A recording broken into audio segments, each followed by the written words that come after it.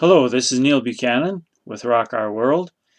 It is now April 20th, 4 days since my prediction of something quite dramatic is going to happen, and it did happen. It's not catching as much airtime as a tsunami or an earthquake, but it is indeed the most important thing that's happened since God created Adam and Eve and put them in the garden. Now that sounds a little presumptuous, but if we go back to my explanation of the 7 rides of the 4 horses of the apocalypse, the event that made the Lord very, very happy with Canada. And if you read in Zechariah 6, 1-8, in verse 7, the Lord said that the events that carried on in southern Saskatchewan, in the rhetoric it says in the land of the north, and actually that's what we call ourselves in Canada, the land of the north. And you see, the Lord predicted that when he wrote that a few thousand years ago. Anyway, the ride of the white horse is what he's been waiting for, and a whole bunch of things have to happen for the white horse, which I explained to be the spread of the good news of the Torah. You know, we talk about the good news of Jesus Christ, but the Torah precedes Jesus Christ. In just the same way that John the Baptist preceded the coming of the Lord the first time, I've made mention of this too, that I and 5,000 others like myself have been crying out in the wilderness, like John the Baptist did, preparing for the coming of the Lord. And this is going to seem a little disjointed. There's a lot of ideas here, but this year appears to be, and I'm going to say it is, the year of Jubilee. Now, we've been waiting, all of the believing world, the really believing world, I'm going to say, because not too many believers actually even know about the year of Jubilee, let alone, I mean, they might have heard the phrase, but they don't know what it means. It's been predicted that the Lord would return on the year of Jubilee. And he will, but not this one, because the year of Jubilee comes around every 50 years. And I'm going to say he's coming 50 years from this year, and he will arrive on the Day of Trumpets, or Teruah. I explained a little bit about this. It actually means the day of the great noise, which could very well be accompanied by ram's horns, which is the shofar. A very distinctive sound the shofar makes, very piercing and very loud and very alarming is a good description of what it invokes in a human being. Anyway, back to trying to tie a whole bunch of thoughts together. This year is the year of Jubilee, and it actually begins and ends on the Day of Atonement, just like the Sabbath years do. My wife and I allowed our land to keep its Sabbath twice in a very complete way, and then a couple other times in a less complete way. As I went broke farming, I had a little less leeway to move, but the Lord helped me out the very last time. We rented our land out finally. We got discouraged enough to quit farming, and we rented our land out. In the very first year, it rained so much it didn't allow the renter to seed, so the land actually received its 4th rest. And anyway, I'm getting a little off topic here. I think the Lord stirred me up to do all these things, and my wife, to prepare our way, that we we wouldn't have as much credibility if we were out there farming and we weren't following the Lord's instructions concerning farming. So we did our best to do that, and it wasn't on the right years, and it wasn't entirely the right way, because not only had we no way to find out the right year, but we were lacking completeness and understanding. But the little bit I knew is that the land was not to be seeded, it was not to be harvested, but whatever grew of its own accord could be fed to your animals and could be food for poor people and aliens and widows and fatherless, the needy people of the land. Now, that wasn't going to happen too likely in our day and age in our part of the world, but I knew enough that you don't seed, nor do you harvest what grows of its own accord, and obviously you're not cultivating it. A lot of people have the idea that if we summer fallow, that is constant cultivation to keep the weeds down, that would be resting, but in fact it's the opposite. It is disturbing it constantly. And anyway, enough of that, the Lamb Sabbath thing. It's just, I think the Lord stirred me and my wife to do that so that we would have credibility. And during those Sabbath years, we didn't have an income, but the Lord provided for us, and I got some really cool stories to go along with that, how He looked after us. But then I better not do that right now, or I'll get way off on a rabbit trail and forget where I was. So the point of this episode 33 is to give a full report on what actually did happen on the 16th. I made quite a dramatic statement that something really immense, cool, something earth-shattering, eternally shattering was going to happen on the 16th, and it did. Though it won't receive a full report until eternity, and the angels will talk about this, and it's already written in the annals of heaven that on that day, which I'm pretty sure, I'm going to go out on a limb a little bit, pretty sure it was the Feast of First Fruits. Now, the only way to know that is to be in Israel and actually see what the farmers are doing. If they actually started their harvest and started storing away in bins, and then, as I explained, that particular work week, then when the Sabbath came, which this particular cycle matches the Jewish traditional Sabbath of Saturday, the Sabbaths are on Saturday this cycle. We're just heading for the second round.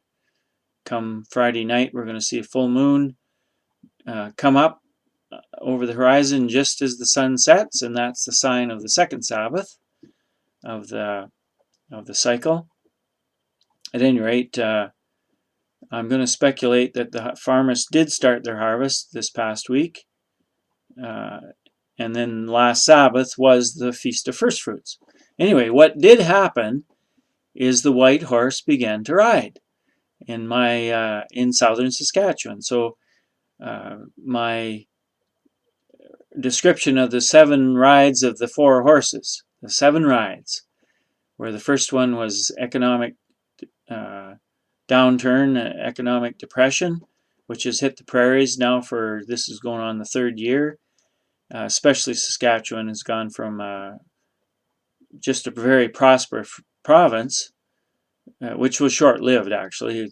Let's say it was prosperous for 3, 4, or 5 years, and then we had this downturn, right back to kind of the poorest province, the way it was for years and years and years. Well, there's others that are a little worse off, but we've been one of the poorest ones historically, and the biggest grain producer in Canada by quite a margin.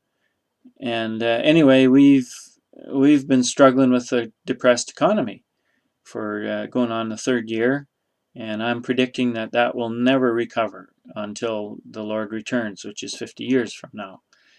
At any rate, these 2 or 3 years is the ride of the black horse.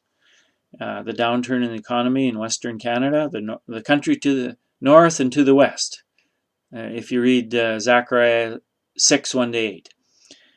So that's our country, Canada. The Lord showed that to me 16 years ago after listening to Dave Damien and Nita Johnson at a meeting at the Lighthouse Church in Regina here in southern Saskatchewan.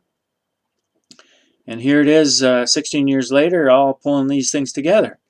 So what did happen is that we did our big TV shoot for the Good News program, and you can watch all our programs for a couple of years on the Full Gospel Businessmen's Fellowship in Canada. And then when you get to that website, you click on to Good News TV and then click on to See It Here. And then you'll see a listing that goes out of Lethbridge on the particular days. And you can go ahead and watch all of them. And that's last year's productions. And there was a couple of really good ones. One was the third one with Kent Clerk. And I should go through some of them. I'll just leave that. They were all pretty good. But this year's production is what's amazing. The White Horse started to ride on that shoot, during that shoot. And it was... It'd probably take me a half an hour to describe all the events during that day, but the very last two, it was quite a turmoil on Saturday. We shot 18 shots, but we were just having an awful struggle. There was a lot of devils in the studio with us trying to thwart what was going on, and of course Satan had a lot to lose, so he was trying everything he could. But the last two episodes that we shot, that we recorded, the second last one, and it was all rearranged all day long, and the Lord orchestrated all this. So the second last one, a very good friend of mine, Ron Lazeski, he was brave enough to go on for the first time and give his testimony, and he's a messianic believer. He believes soundly that we should be observing the New Moon, the New Moon Festival. I was going to start with the yearly festivals, the Sabbath day, the yearly festivals, and the New Moon Festival are all to be observed. Those are the appointed times of the Lord, those three, and I covered that in my episodes on the New Moon, the search for the New Moon Festival, so go watch those. At any rate, Ron gave his testimony, and he described how he went through life, and the Lord led him to the Worldwide Church of God very miraculously, and that's where I met him. Turns out it was about 30 years ago. I was there 10 years before him, but we hit it off right away. We were very similar, and anyway, Ron was just really across the line and given the whole 9 yards that we're not supposed to be eating pigs. We're supposed to be keeping the festivals. We're not supposed to be observing Christmas and Easter and Hanukkah and Purim. Those are all man-made. Even Purim, the Jewish people might argue with me that Esther indicates we're supposed to keep that, but it doesn't say that anywhere in Esther. It doesn't even record that the Lord instructed Esther to make a holiday. I don't think she was out of line any more than we're out of line for observing, say, Remembrance Day. I observe Remembrance Day, even though men made it. It's a acknowledgement to our veterans that thank them for standing up and putting their life on the line to keep our country free. And as I said once before, Canadians did a real good job in World War I and II, especially World War II, when we defeated Hitler and his evil regime. And my dad stood up and he put his life in the line and signed up for that war.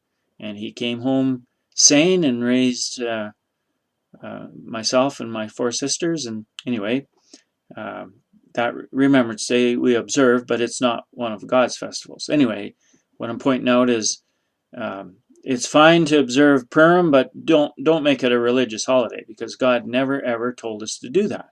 He never told us to observe Purim or Hanukkah or Christmas or Easter. I give two shots at both the Christians and the Jewish people. So get rid of those traditions. If you want to keep anything, move them over into the secular world and the secular timelines and so on, but don't say God has anything to do with them, because he doesn't. He's very, very clear we're to keep his 7 festivals, and I'll do a quick list. The first one is the Passover. Second one are the days of unleavened bread. Third one is the Feast of First Fruits, which is the beginning day of the festival that ends with the Feast of Weeks. That's all one festival. That's the beginning day and the end day, and they're not 50 days apart, as I explained. Count 50 is a bogus name that was the Greek translators, inspired by Satan the devil and guided by him. They picked that name to mislead believers all the 1,000 years since they came up with that. The lie that the New Testament was written in Greek, whereas it actually was written in Aramaic. And anyway, I'm going through the festivals. So then the next one after that was midsummer, and in the fall there's 3 more, and that would be the Feast of Teruah, or Feast of Trumpets, as it's often called, mostly called, and then the Day of Atonement, which is the day Jesus Christ, it's expected that he will return on that day, and that's the day that the Sabbath years start and end, and it's also the day that the Jubilee starts and ends, which is this year. So it actually won't start until this fall, and I'll keep you abreast of all the days. And as I pointed out, you really don't know when the day actually is until it arrives, because the sun and the moon, that's not entirely true. No, it is true, because even the sun cycle, when you finish one set of 90 days or 3 months, then you have to wait for the next sign, and it could happen. It could be 1 day break in between, but it could be also 2 day break in between. So we really don't know when any of the festival days are until we're getting awful close to them. Anyway, I'm predicting that something really, really dramatic, and I had mentioned the earthquake and the tsunami and all that. I'm going to just keep right on going, and I'm going to say that come the Feast of Weeks day, that something dramatic, very dramatic, is going to happen, and maybe it'll be the collapse of the banks worldwide, or collapse of the U.S. economy. And our good old CIBC bank here in Canada, it's the most guilty of lending way more than it should be, and then that there will be something dramatic happen on the Feast of Trumpets, and again on the Day of Atonement, and then the very last festival in God's calendar and his festivals is the Feast of Tabernacles, or booths, or dwellings, temporary dwellings. I call them shacks. The Feast of Shacks. And it's an 8-day feast. It's actually a 7-day feast, but it got extended by 1 day. And I'll find where, in one of these books I'm talking about, in one of those books, and it might very well be the book of Jasher, it's explained why God added this extra day. He was actually just backing up one of his servants, who, in his exuberance, added this 8th day, and then God just went ahead and said, well, I guess we're going to do that from now on. Or I've decided we're going to do that from now on. So anyway, so back to where I started this, the amazing events that happened this past 16th of April, which is, I'm gonna speculate, has been the Feast of First Fruits. And I'm going to get a phone number in place tomorrow, that a whole bunch of people, I'm going to invite them to call me and one of them is Nehemiah Gordon. And I'm going to see if I can explain to him. This will likely make sense to him more than anybody else, because he's been taking a bunch of guys out, sort of like farmers, going out and checking the Aviv barley. And he's halfway to the truth. And if he'll let me speak into his life, I'll explain to him how this is supposed to be done. And then he can report to me if the barley harvest has started, and which day actually is the Feast of First Fruits. So it actually is pretty simple once you get the two paradigms straightened out. Anyway, I'm gonna ask if Nehemiah Gordon can phone me, and anybody who listens to this and knows him, give him a call and give him the number to call. So I'll report that tomorrow, the number I'm going to put in place for people to call. Yeah, there's just a few on my call list. Nehemiah Gordon. Who else? David Damien, I want him to call me. Larry Seaman doesn't have to bother, because he's just down south of me. We'll probably talk lots. He's my pastor. And I want, who else? Rick Joyner, might as well call me. Denny Kramer. Anyway, I'll get a longer hit list going here of people I want to. Oh, how about Ted Walters? You give me a call too. I got a job for you, possibly.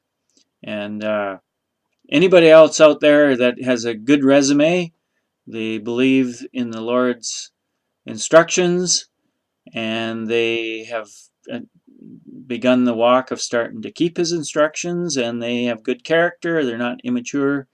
They can work with people without getting all torqued and selfish and doing it their way. Anyway, we need help on our farm. We need to build it up and get it ready for the last days, which are coming very close. So anyway, back to where I started. This awesome things that happened on the 16th. The evening of the beginning of it, we had these first two interviews. Ron really crossed the line with talking about the Torah and the ways of the Lord, which Christians have a very difficult time accepting. They are not in the new covenant yet, because their heart is hard. And if you read the scriptures concerning this, and I've given them before, but the one is Jeremiah 31:31, not 38:38, but 31:31. And then there's several related scriptures in Ezekiel, and I've listed them also. I listed 3, but I think there's even more than that. Just read right through Ezekiel and find all the places where God says He's going to reach into our hearts and pull out that stone of a heart that we have and repair it and make it soft, or just change it out with a soft one. Anyway, that's the process that brings us into the new covenant, and then the Lord's able to write the Torah on our minds and our hearts. So the thing that causes believers, both Jewish and Christian, to resist the Torah is that they are not part of the new covenant. So look at this thing logically and with the evidence. There's a lot more Jewish people that have reached the new covenant than Christians. There's hardly any Christians, because they get all upset when you start talking about the Torah. They get all resistant and attitude, and no, we can eat pigs, and we can keep Christmas and Easter even though they're demons, and we can do what we want. No, you can't. You're supposed to follow God's instructions. So anyway, Ron and I talked about that, and it kind of got done kind of covertly. Everybody's getting tired, and they weren't even watching what we were doing, except the floor director and the technician, and they weren't too happy with us. It was pretty cold reception after that shoot. Anyway, the way the Lord has orchestrated things, then I got to give my testimony last for the day, and I was able to kind of come in behind Ron and back up what he said, but a little less dramatic and a little softer way, because it's my testimony. I mean, so was Ron's. I mean, that's the whole point of the Good News TV program, is that we give our testimony. So anyway, I was able to make it, I think, a little more palatable, the whole thing, and the Lord just caused it all to work out just beautifully. So then it was a beautiful setup for the next morning when we started with Brendan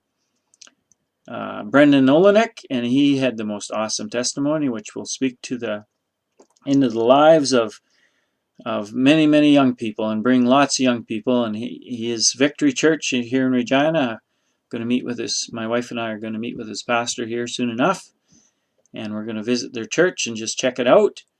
A covert operation, and then I had 2 more testimonies I did on Sunday, and they were just awesome. We blew the whole issue of the incest out of the water.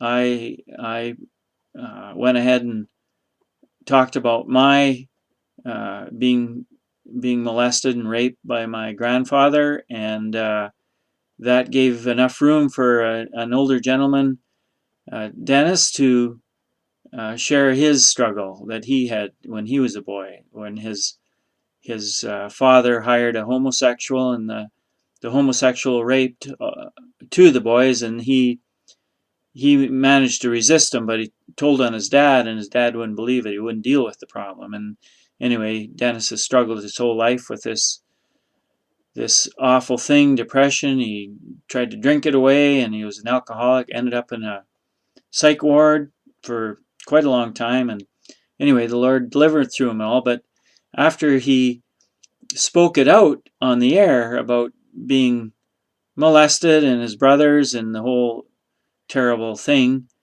by this homosexual, he said after the show, he said, boy, a weight has been lifted off my shoulders that's been there my whole life. Anyway, that was another awesome testimony. And then I had 1 more, and it's just not coming to me at the moment. But anyway, the whole point was the white horse started to ride on the 16th. And even though it doesn't get much airtime, the annals of heaven, that'll be the most significant thing that's happened since the creation of Adam and Eve. So that sounds a little overstated, but I'm very confident that that's how it's recorded. And we're going to see the Torah, the veil has been lifted now from people. Their hearts have been softened. Now they can enter the new covenant so that they will allow the Lord to write the Torah on their minds and their hearts. And we're going to see amazing things happen over this year. Not only is the Torah going to go out and reach people, but the Lord's going to be doing something quite dramatic on each of his festival days. So I'll keep you in tune when they're coming. I'll be watching the signs and teaching a little bit more about the signs. And I think I got it covered. I'm at 27 minutes, so this is a bit long. I did want to add one more thing about the mourning dove. The Lord explained to me what he did there, that my dad actually was the second witness. He apparently loves birds also, and he noticed that the mourning doves were singing the wrong song. And then when I came home, the very first dove that sang the same wrong song, but now they're all singing the right song. So he gave that sign to me specifically as a sign and a wonder, but he gave me my dad as the witness. So both my dad and I heard the mourning doves down there in California. Oh, it's going to be it's quite a while back in February, but we heard them lots, like dozens and dozens of times. They were all over the place singing, especially in the morning. They were singing this wrong song over and over and over, and it was just amazing to hear such a thing. I'd never, I'd seen the mourning doves down there since 30 years ago when I first went to visit my dad down there. Any rate, the first mourning dove that came back sang the wrong song once to me, and then that was the end of it. So it was specifically for me and to encourage me, and I am encouraged, I'll tell you. And the Torah has gone out in southern Saskatchewan. If the pastor of the one church my wife gave a correction to has not responded, and it looks that way so far, the fellow Terry at the Victor Church, he's next on the hit list. So get ready, Terry. Your heart's going to be softened, and I'm going to sign out now. Neil Buchanan with Rock Our World.